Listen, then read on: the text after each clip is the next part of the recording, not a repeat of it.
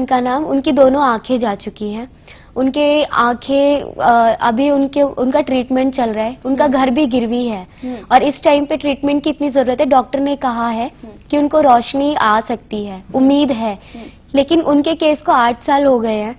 तो आप खुद ये देखिए कि इतने लंबे टाइम तक उनकी आंखों का अभी तक कुछ नहीं हो पा रहा है, सिर्फ पैसे की वजह से कि मेडिकल ट्रीटमेंट वो ले नहीं पा रही है। तो दुख इस बात का है कि अगर आगे चल के कुछ ऐसा होता है कि ज्यादा लेट होगा तो उनकी जो आंखें जो आ सकती है, और अगर वो नहीं आई तो कौन पछताएगा। इस चीज में इतना दुख होता है कि सरकार सुनती नहीं है। उन्हें एक बुखार आ जाता है तो एकदम जमीन आसमान वो एक कर देते हैं, और यहाँ पे हम लोग इतना स्ट्रगल कर रहे हैं और इतना वो देख रहे हैं। कम सर्वाइवर नहीं है, हर देश में सर्वाइवर पाए जाते हैं, हर देश में। और दिल्ली में इतना होता है, इतना क्राइम होता है, इतना क्राइम होता है। उनसे उम्मीदें लगा के बैठे हैं लेकिन वो नहीं देख रहे हैं। लक्ष्मी जी, एक और सवाल आपसे जानना चाहेंगे। देश भर में आपके जज्बे और हौसले की तारीफ हो रही है, देश की जनता के लिए ताकत की मिसाल बन गई हैं। आपको क्या लगा कि लोगों के लिए इस लड़ाई को लड़ना चाहिए? मैं आगे यही चाहूंगी कि कोई किसी और लड़की को सर्वाइवर ना ही बोला जाए तो अच्छा है। तो अपनी सेफ्टी के लिए भी ये भी है कि ऐसा नहीं है कि लड़कियां घर से बाहर नहीं निकले, कुछ ऐसा। एक तो एसिड, मैं सीरियसली दिल से सरकार से यही रिक्वेस्ट करना चाहती हूँ कि बहुत एक जिंदगी के साथ साथ बहुत सारी जिंदगियां बर्बाद हो जाती हैं, बहुत दुख होता है। तो आप प्लीज एसिड को बैन ही कर दीजिए तो बहुत ही अच्छा होगा। और जो हमारा जो ट्रीटमेंट है वो स्टार्ट करवा दीजिए कि इस चीज के लिए हम लोग बहुत रिक्वेस्ट, और हम लोगों को जॉब की इतनी जरूरत है तो प्लीज हम लोगों को जॉब दीजिए। बिल्कुल लक्ष्मी, जैसा भी आपने कहा, हमें जो भी बातें आपने कही वो वाकई में सोचने वाले मजबूर कर देती है। एक बात लक्ष्मी आपने सामने खुल के कही कि अगर पुलिस की बात करें तो पुलिस भी सुरक्षा सही तरीके से मुहैया नहीं कराती। और आपने दिल्ली की बात की कि दिल्ली में इस तरह के हमले ज्यादा होते हैं क्योंकि पुलिस नहीं होती, सही टाइम पे सही नियम लागू किए नहीं जाते, जिससे इस तरह के जो लोग हैं, इस तरह की वारदातों को जो अंजाम देते हैं, उनके हौसले बुलंद होते जाते हैं।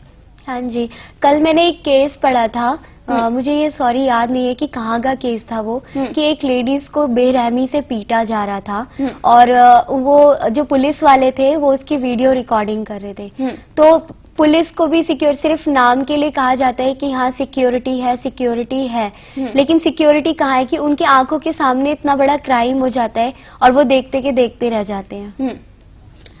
जी बिल्कुल।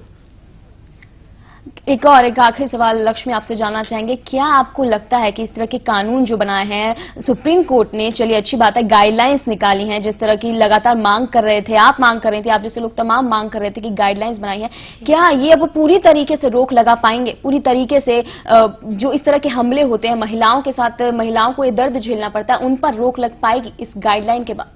अभी तो देखिए, अभी हम पहली सीढ़ी चढ़े हैं, अभी हमारी लड़ाई यहीं पे खत्म नहीं हुई है। हम आगे बढ़ते जाएंगे, जो भी हम लोगों के, जो भी हमारी मदद, जो भी हम चाहते हैं उस चीज के लिए हम लड़ते जाएंगे। हम भी देखते हैं कि सरकार कब तक नहीं मानती है। और मैं अपनी वो सर्वाइवर, जितनी भी मेरी सर्वाइवर फ्रेंड्स हैं, मैं उन सबको कहना चाहूंगी, और जो भी घर के अंदर चुपचाप से बैठी हुई हैं, बाहर आइए, लड़िए, और अच्छा है बाहर जितना आप निकलेंगे निकलिए और इस चीज को दिखाइए और हम लोगों का साथ दीजिए। जी लक्ष्मी, बहुत अच्छी बात आपने कही कि लड़कियों से आपने अपील की कि बाहर निकले, क्योंकि लगातार जो ये इस तरह के एनजीओज होते हैं और बाद में जब ये इस तरह की वारदातें होती हैं तो कई बड़े लोग, कई बड़ी हस्तियां सामने आते हैं और बोलते हैं कि लड़कियों को ही अपने ऊपर जो है बंदिशें लगा लेनी चाहिए, देखकर बाहर निकलना चाहिए, रात को बाहर ना निकलिए। और आपने कहा महिलाओं से कि आगे बढ़िए, तो छुपकर बैठ जाना इस समस्या का हल नहीं हो सकता। नहीं, एक बात बताइए, लोग ये कहता है, समाज ये कहता है कि रात में बाहर मत निकलिए, लेकिन हमारे जो अटैक्स होते हैं वो तो दिन दहाड़े पब्लिक प्लेस में होते हैं ना। उसका जवाब क्या वो दे सकते हैं हमें इस बात का कि दिन दहाड़े जो अटैक्स हो रहे हैं पब्लिक प्लेस में हो रहे हैं, उसमें कहाँ से लड़कियों की गलती है? किस तरीके से लड़कियों की गलती नजर आ रही है उस चीज में? मतलब लड़कियां अगर कुछ करने के लिए बाहर निकल रही हैं तो लड़कियों की ही गलती है। क्यों लड़कियों की? यही चीज से देखा जाता है कि लड़कों को कितना बढ़ावा दिया जा रहा है, क्यों हर चीज में लड़की को ही घसीटा जाता है। और आज के टाइम में एक चीज देखिए कि लड़का और लड़की की शादी होती है, घर में होते हैं, लड़का एक पल के लिए अपनी वाइफ को लेके अलग हो जाता है, अपने माँ बाप को नहीं देखता। लड़की ससुराल में होती है, उसको पता चलता है तो वो फटाफट अपना ये भूल जाती है कि मेरा ससुराल है।